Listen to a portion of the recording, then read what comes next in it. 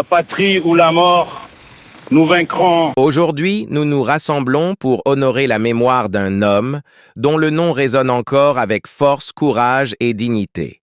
Thomas Sankara, le père de la révolution burkinabé, mais surtout un symbole vivant pour toute l'Afrique et le monde. Sankara n'était pas seulement un dirigeant politique, il était une vision, un souffle nouveau, une conscience éveillée. Là où beaucoup voyaient la fatalité, il voyait la possibilité.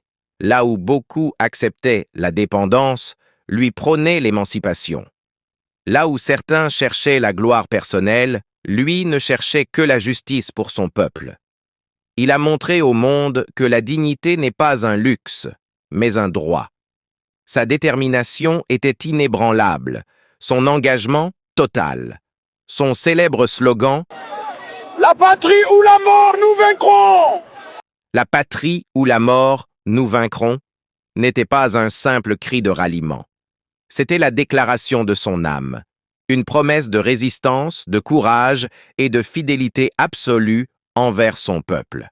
Thomas Sankara a défendu la souveraineté africaine, la lutte contre la corruption, l'émancipation des femmes, l'éducation, la santé pour tous et l'autosuffisance alimentaire. Il n'a pas transformé seulement un pays, il a transformé des esprits. Il a rappelé au monde que l'Afrique n'avait pas besoin de charité mais de liberté, d'unité et de confiance en elle-même. Oui, Sankara a été assassiné. Mais son combat, lui, n'a jamais été tué. Son esprit continue de vivre, de grandir, de se transmettre. Et aujourd'hui, l'histoire nous montre que son combat n'a pas été vain. Car un nouveau souffle s'est levé. Un héritier de cette vision, un frère de cette détermination, a repris le flambeau, le président Ibrahim Traoré.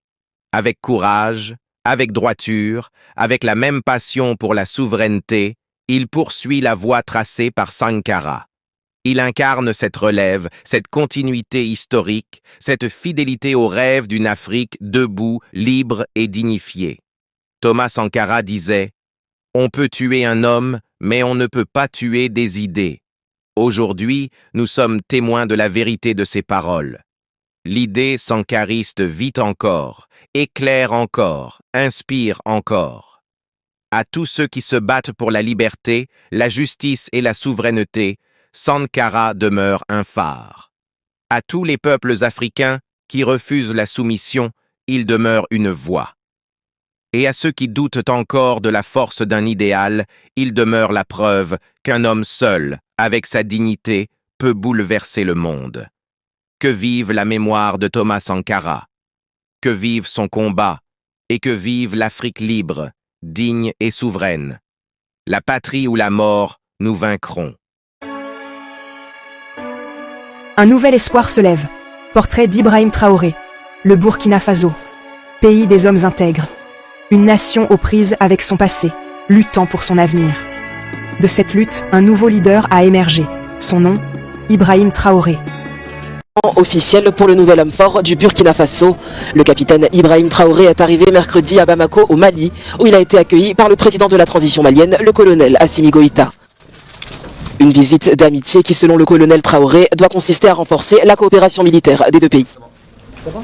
C'est une visite de courtoisie et d'amitié envers un peuple frère.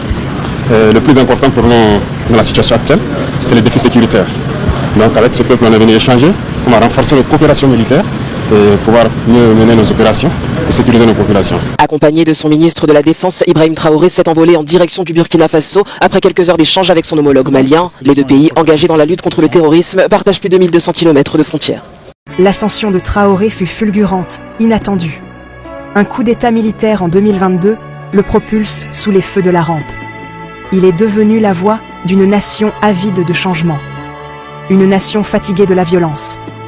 Une nation en quête d'un retour à ses valeurs fondamentales. Sa jeunesse cache une détermination d'acier. À 34 ans, il est devenu l'un des plus jeunes chefs d'État au monde. Mais l'âge, dit-on, n'est qu'un nombre. Les actions de Traoré parlent plus fort que les mots. C'est un homme investi d'une mission. Nous sommes ensemble parce que, actuellement, nous sommes là pour parler de l'avenir de nos peuples, de ce qui va advenir demain. de ce monde libre auquel nous aspirons, de ce monde sans ingérence dans nos affaires internes. Nous avons les mêmes perspectives et je souhaite que ce sommet soit l'occasion donc de pouvoir tisser de très bonnes relations en vue d'un meilleur avenir de nos peuples. Les questions que mes générations se posent sont les suivantes, si je peux me résumer. C'est de ne pas comprendre comment l'Afrique, avec tant de richesses sur notre sol, avec une nature généreuse, de l'eau, du soleil en abondance, l'Afrique est aujourd'hui le continent le plus pauvre. L'Afrique est un continent affamé. Et comment se fait-il que les chefs d'État traversent donc le monde à mendier? Voici des questions que nous nous posons et que nous n'avons pas de réponse jusque-là. Nous avons l'occasion de tisser de nouvelles relations. Et j'espère que ces relations puissent être les meilleures pour donner un meilleur avenir à nos peuples. Ma génération me charge aussi de dire que, par ce fait de pauvreté, ils sont obligés de traverser l'océan pour essayer de rallier l'Europe. Ils meurent dans l'océan. Mais que prochainement, ils n'iront pas traverser parce qu'ils viendront devant nos palais pour chercher leur pitance quotidienne. Pour ce qui concerne le Burkina Faso, aujourd'hui, nous sommes confrontés depuis plus de 8 ans à la forme de manifestation la plus barbare, la plus violente du néocolonialisme, de l'impérialisme. L'esclavage qu'on tend encore à nous imposer. Nos dévanciers nous ont bien appris une chose. L'esclave qui n'est pas capable d'assumer sa révolte ne mérite pas que l'on s'apitoie sur son sort. Nous ne nous apitoyons pas sur nos sorts, on ne demande pas que quelqu'un s'apitoie sur notre sort. Le peuple burkinabé a décidé de lutter contre l'île terroriste en mesure de relancer son développement. Dans cette lutte, des vaillants peuples, des vaillantes populations se sont engagées à prendre les armes face au terrorisme, ce que nous avons affectueusement appelé les VDP, des volontaires. Nous sommes surpris de voir les impérialistes traiter ces VDP de milices et de tout type. C'est décevant, parce qu'en Europe, lorsque des peuples prennent les armes pour défendre leur patrie, on les traite de patriotes. Nos grands-pères ont été déportés pour sauver l'Europe. Ce n'était pas avec leur consentement, contre leur gré. Et bien au retour, on se rappelle bien qu'à Tiaroy, lorsqu'ils ont voulu revendiquer leurs droits élémentaires, ils ont été massacrés. Cela ne fait rien donc. Lorsque nous, peuple, nous décidions de nous défendre, on nous traite de milices. Mais là n'est pas le problème. Ce qui est le problème, c'est de voir des chefs d'État africains qui n'apportent rien à ces peuples qui se battent, mais qui chantent la même chose que les impérialistes en nous traitant de milices, en nous traitant donc d'hommes qui ne respectent pas les droits de l'homme. De quels droits de l'homme parle-t-on? Nous nous offusquons contre cela et c'est honteux. Il faut que nous, chefs d'État africains, nous arrêtons de nous comporter donc en marionnettes qui dansent à chaque fois que les impérialistes tirent sur les ficelles. L'écho de Sankara, la vision de Traoré pour le Burkina Faso. Nombreux sont ceux qui voient en Traoré l'esprit de Thomas Sankara. Sankara, le leader révolutionnaire, l'icône du panafricanisme. Les comparaisons sont inévitables. Les deux hommes sont issus des rangs de l'armée. Tous deux ont défendu la souveraineté nationale et l'autosuffisance. Traoré, comme Sankara, parle d'un Burkina Faso libre de toute influence étrangère. Un Burkina Faso où son peuple est maître de son destin. Il parle d'indépendance économique, de l'autonomisation des marginalisés. Ces paroles trouvent un écho favorable auprès d'une population avide de justice. Mais le Burkina Faso d'aujourd'hui est différent de celui de l'époque de Sankara. Les défis sont plus complexes. Les menaces, plus insidieuses. Pourtant, Traoré semble ne pas se décourager. Il porte le flambeau de l'héritage de Sankara, tout en traçant sa propre voie. Juste fait que placer des valets locaux à la tête, selon eux, de leur sous-préfecture, pour pouvoir continuer à les alimenter. Ces valets locaux que nous allons qualifier aujourd'hui d'esclaves de salon n'ont d'autre repère que de chercher à vivre comme le maître, à satisfaire le maître et à faire tout ce que le maître lui dicte. Ils volent, ils pillent nos États, amènent tout chez le maître et leur richesse est conservée chez le maître. Ils font tout pour vivre comme le maître et toujours le satisfaire. Lorsque le maître commande, ils exécutent. Savez-vous qui sont ces esclaves de salon? Eh bien, nous allons vous expliquer ce que c'est. Ce sont des individus qui n'ont aucune dignité, qui n'ont aucune morale, qui n'ont aucune personnalité. Mais le maître esclave a toujours su identifier ces individus. Ils sont toujours prêts à trahir leurs frères pour satisfaire le maître. Ils nous ont trahis depuis l'indépendance et d'autres continuent jusqu'à aujourd'hui à nous trahir au profit de leur maître. Ces individus continuent toujours, contre vents et marées, à piller l'Afrique, à aider le maître à piller l'Afrique. Ils se plaisent à le dire chaque année dans leurs sondages économique, le Burkina est le pays le plus pauvre, le Mali est le pays le plus pauvre, le Niger est le pays le plus pauvre. Nous sommes classés parmi les derniers.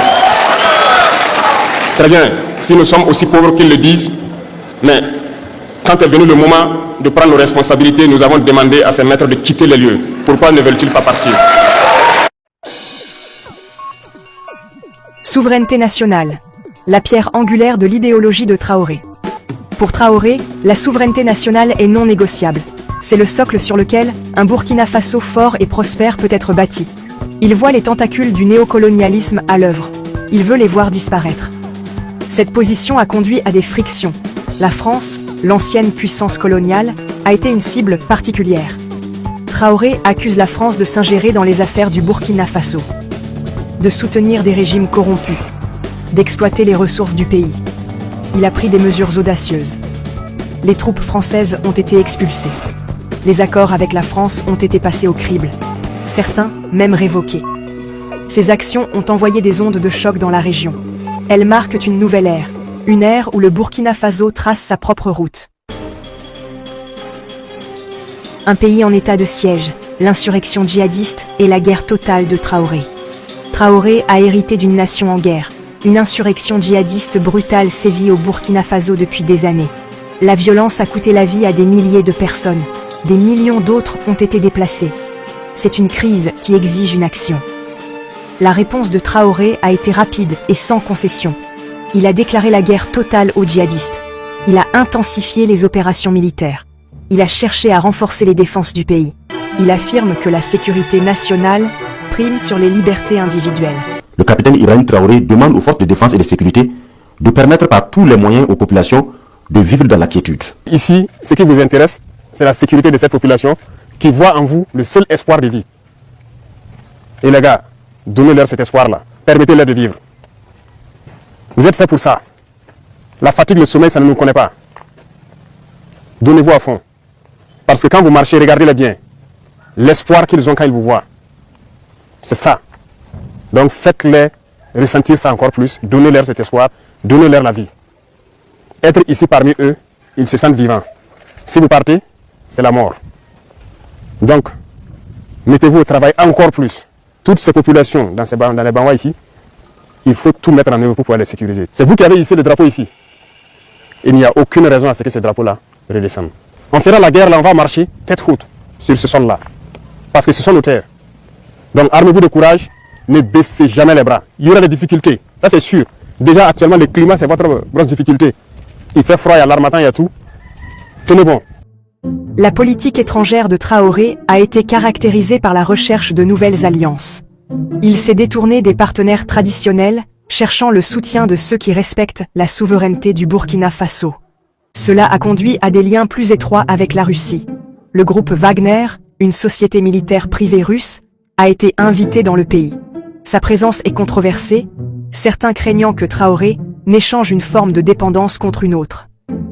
Traoré a également renforcé ses relations avec le Mali voisin, un autre pays qui s'est tourné vers la Russie. Ensemble, ils visent à créer une nouvelle architecture de sécurité régionale libérée de l'influence occidentale. Traoré a endossé le costume de Sankara. Hamas refuse que les richesses soient concentrées entre les mains de quelques individus. Il y a crise parce que quelques individus déposent dans des banques à l'étranger des sommes colossales qui suffiraient à développer l'Afrique. Il y a crise parce que face à ces richesses individuelles que l'on peut nommer, les masses populaires refusent de vivre dans les ghettos, dans les bas quartiers. Il y a crise parce que les peuples partout refusent d'être dans Soweto face à Johannesburg.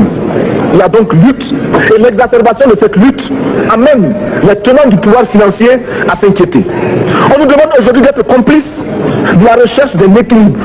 Équilibre en faveur des tenants du pouvoir financier, équilibre au détriment de nos masses populaires. Non, nous ne pouvons pas être complices. Non, nous ne pouvons pas accompagner ceux qui sucent le sang de nos peuples et qui vivent la sueur de nos peuples. Nous ne pouvons pas les accompagner dans leur démarche assassine. Monsieur le Président, nous entendons parler de clubs. Club de Rome, club de Paris, club de partout. Nous entendons parler du groupe des 5, du groupe des 7, du groupe des 10, peut-être du groupe des 100, et que sais-je encore. Il est normal que nous créions notre club et notre groupe. Faisons en sorte que dès aujourd'hui, Addis Abeba devienne également le siège, le centre d'où partira le souffle nouveau, le club d'Addis Abeba. Nous avons le devoir aujourd'hui de créer le front uni d'Addis Abeba contre cette façon que nous pourrons dire aux autres. En refusant de payer la dette, nous ne venons pas dans une démarche belliqueuse. Au contraire, c'est dans une démarche fraternelle pour dire ce qui est. Du reste, les masses populaires en Europe ne sont pas opposées aux masses populaires en Afrique. Mais ceux qui veulent exploiter l'Afrique, ce sont les mêmes qui exploitent l'Europe. Nous avons un ennemi commun. Donc, notre club, parti d'Addis Abeba, devra également dire aux uns et aux autres que la dette ne saurait être payée. Et quand nous disons que la dette ne saurait être payée, ce n'est plus que nous sommes contre la morale, la dignité, le respect de la parole. Parce que nous estimons que nous n'avons pas la même morale que les autres. Entre le riche et le pauvre, il n'y a pas la même morale. La Bible, le Coran, ne peut pas servir de la même manière celui qui exploite le peuple et celui qui est exploité. Il faudra alors qu'il y ait 2 éditions de la Bible et 2 éditions du Coran. Nous ne pouvons pas accepter qu'on nous parle de dignité. Nous ne pouvons pas accepter qu'on nous parle de mérite de ceux qui payent et de perte de confiance vis-à-vis de ceux qui ne paieraient pas. Nous devons au contraire dire que c'est normal aujourd'hui. Nous devons au contraire reconnaître que les plus grands voleurs sont les plus riches. Un pauvre, quand il vole, ne commet qu'un larcin ou une peccadille. Tout juste pour survivre par nécessité. Les riches, ce sont eux qui volent le fisc, les douanes et qui exploitent le peuple. Monsieur le Président, ma proposition ne vise pas simplement à provoquer ou à faire du spectacle. Je voudrais dire ce que chacun de nous pense et souhaite. Qui ici ne souhaite pas que la dette soit purement simplement effacée? Celui qui ne le souhaite pas, il peut sortir, prendre son avion et aller tout de suite à la Banque mondiale payer. Tous nous souhaitons.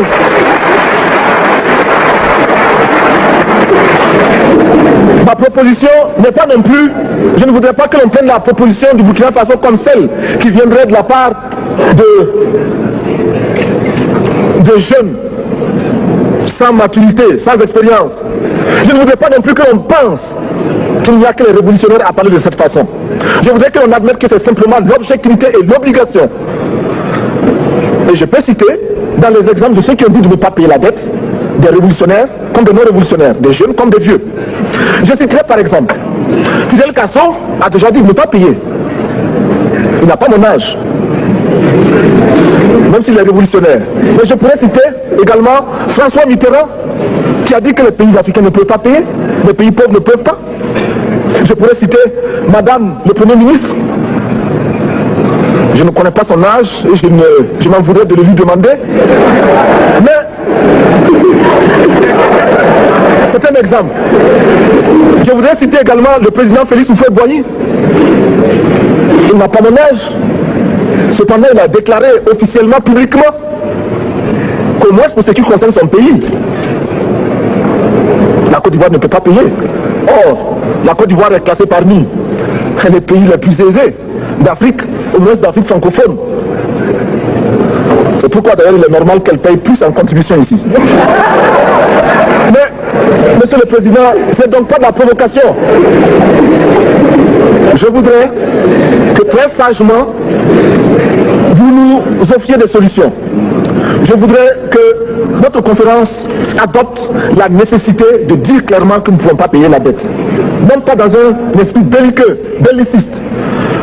Ceci pour éviter que nous n'allions individuellement nous faire assassiner. Si le Burkina Faso tout seul refuse de payer la dette, je ne serai pas là à la prochaine conférence. Par contre, avec le soutien de tous, dont j'ai besoin,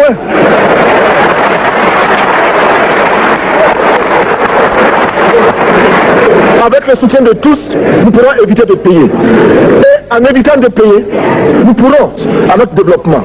Et je voudrais terminer en disant, chaque fois qu'un pays africain achète une arme, c'est contre un Africain. Ce n'est pas contre un Européen. Ce n'est pas contre un Asiatique. C'est contre un Africain. Par conséquent, nous devons également, dans la lancée de la résolution de la question de la dette, trouver une solution au problème de l'armement. Je suis militaire et je porte une arme. Mais Monsieur le Président, je voudrais que nous nous désarmions. Parce que moi, je porte l'unique arme que je possède et d'autres ont camouflé les armes qu'ils ont.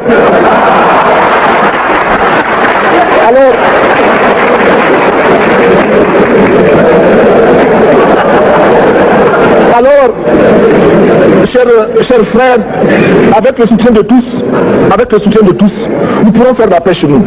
Nous pourrons également utiliser ces immenses potentialités pour développer l'Afrique, parce que notre sous-sol sont riches. Nous avons suffisamment de bras et nous avons un marché immense, très vaste, du nord au sud, de l'est à l'ouest. Nous avons suffisamment de capacités intellectuelles pour créer, ou tout au moins prendre la technologie et la science partout où nous pourrons les retrouver. Monsieur le Président, faisons en sorte que nous mettions au point ce fonds uni d'Addis Abeba contre la dette. Faisons en sorte que ce soit à partir d'Addis Abeba que nous décidions de limiter la course aux armements entre pays faibles et pauvres. Les gourdins et les coutelas que nous achetons sont inutiles.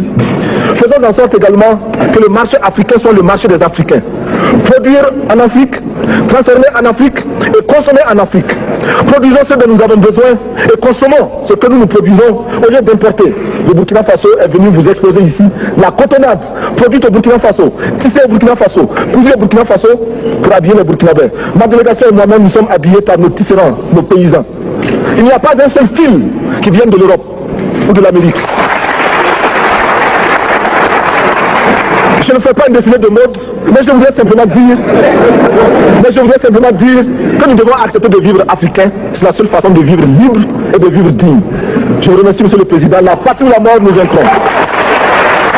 Comme Sankara, Traoré défend la souveraineté nationale et l'indépendance économique. Il parle de donner du pouvoir aux pauvres et aux marginalisés. Il a même repris une partie de la rhétorique de Sankara, puisant dans le profond puits de nostalgie de son époque. Il a captivé l'imagination de nombreuses personnes au Burkina Faso et au-delà. Son engagement indéfectible envers la souveraineté nationale, sa volonté de remettre en question le statu quo, ces qualités lui ont valu à la fois l'admiration et l'appréhension. La colonisation mentale, c'est la partie la plus difficile. Et c'est pour ça que nous tenons à vous rappeler constamment qu'il faut changer de mentalité, revenir à nos sources et nous battre. Et c'est ça aussi le combat contre l'impérialisme. Toutes les occasions nous sont offertes pour pouvoir comprendre l'impérialisme, ces manifestations. Quand je prends dernièrement les propos d'Emmanuel Macron sur l'Afrique, eh bien, tout Africain conscient devrait donc comprendre très vite tout ce qu'il a pu nous dire et qu'est-ce que ça signifie. Le général Tchani a dit il n'y a pas longtemps du changement donc de tactique ou de stratégie des forces françaises en Afrique, et je pense qu'il est venu le confirmer. Il s'agit de dissoudre et de garder un dispositif socle. Il y a une partie qui a retenu mon attention, là où il parlait d'ingratitude. Et que l'ingratitude est une maladie non transmissible aux humains. Lui, il est humain, notre ingratitude n'est pas transmissible à lui. Voilà comment ce monsieur voit l'Afrique, voit les Africains. Nous ne sommes pas des humains à ses yeux. Peut-être que c'est lui qui n'est pas humain, il ne se met pas dans la classe des humains. Mais s'il y a bien un ingrat, c'est bien lui. Je pense que s'il n'est pas athée et qu'il prie, à chaque matin qu'il se réveille et qu'il prie, il devrait aussi prier les Africains. Parce que c'est grâce à nos ancêtres qu'il existe aujourd'hui une France. Il devra nous prier. À ses yeux, nous ne devons pas être des humains, nous sommes plus que des humains. Ce sont des messages très forts qu'il passe. Moi, je pleure le peuple français. Mais quand même, il est bien pour l'Afrique. Il est un mal nécessaire pour nous. Ceux qui veulent se réveiller, se réveillent. Ceux qui ne veulent pas se réveiller, comme on le dit, on ne peut pas réveiller quelqu'un qui ne dort pas. Les Africains doivent se réveiller. Nous devons travailler à être indépendants, à faire au moins ce que nos peuples connaissent le bonheur. Et la lutte contre l'impérialisme, c'est ça. Il faut décoloniser les mentalités, prendre en compte toutes ces données-là, parce que le monde nous donne tellement d'exemples à voir. Pour eux, il n'y a pas de morale. Ils peuvent vous désigner aujourd'hui terroriste, mais demain, vous êtes un héros, par leur simple bouche. Ils décident de ce qu'ils font. Ils parlent de démocratie, mais ils se font eux-mêmes des coups d'État constitutionnels entre eux. Ils parlent des droits de l'homme, mais ils déciment des populations ailleurs. L'Africain doit se réveiller, l'Afrique doit se réveiller. Et le combat contre l'impérialisme est permanent. Et je vous invite à incorporer ce combat, à travailler en sorte que nous soyons réellement indépendants, que nous soyons autosuffisants et que nous puissions nous développer, connaître le bonheur, ce à quoi notre peuple aspire. C'est quand même curieux. Même à une certaine époque, c'est quand même curieux. Voilà un État souverain qui établit des relations avec un autre État souverain, qui les veut étroites, qui réussit à les avoir étroites, et on l'accuse. Pendant que d'autres ont des relations tout aussi étroites avec ce même État souverain, sans être accusés. On veut nous faire croire que nous avons là une maladie honteuse, une maladie à cacher. Alors, qui trompe qui? La patrie ou la mort, nous vaincrons! Si vous avez apprécié cette vidéo, n'oubliez pas d'aimer, de vous abonner et d'activer la cloche de notification. Restez curieux et continuez à questionner le monde qui vous entoure. À la prochaine, prenez soin de vous.